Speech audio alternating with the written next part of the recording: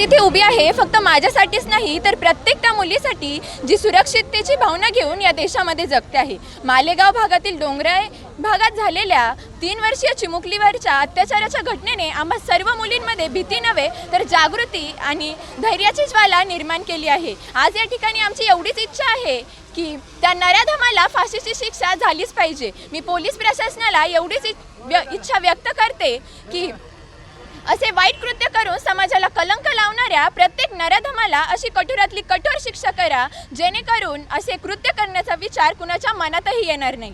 मालेगाव तालुक्यातील डोंगराळे गावात घडलेली घटना अतिशय निंदनीय आहे। त्या आरोपीला मोठ्यात मोठी शिक्षा झालीच पाहिजे। मी एक विद्यार्थिनी आहे, या नात्याने मी इतकंच सांगेल की मी स्वतः इतकी सक्षम बनेल आणि परिस्थितीशी 2 हात करेल, स्वतः राणी लक्ष्मीबाई सारखी लढेल आणि त्या नराधमाला फाशीची शिक्षा ही झालीच पाहिजे हीच मागणी करते।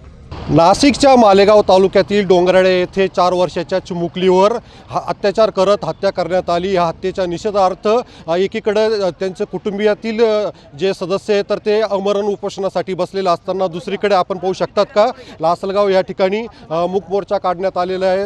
हा मूक मोर्चा जो आहे तर तो लासलगाव डेपोतील बाबा अमरनाथ मंदिरापासून सुरू झालेला आहे आणि हा पोलीस स्टेशनपर्यंत जाणार आहेत। या दरम्यान जे काही या गावातील जे लोकनेते दत्ताजी पाटील असेल किंवा महावीर शाळा असेल, जिजामाता कन्या विद्यालय असतील किंवा नॅशनल उर्दू हायस्कूल असेल, या शाळेतील मुली मोठ्या संख्येने या मोर्चामध्ये सहभागी झालेल्या आहेत आणि या ठिकाणी ग्रामस्थसुद्धा मोठ्या संख्येने सहभागी झालेला असून हा जो ही केस जी आहे तर ती फास्ट ट्रॅक कोर्टात चालण्यात यावी आणि मध्ये जे तर तो आरोपी असेल त्याला फाशीची शिक्षा देण्यात यावी अशी मागणी जी तर ह्या ठिकाणी करण्यात आलेली आहे। उमेश पारिक, TV9 मराठी, लासलगाव, नाशिक।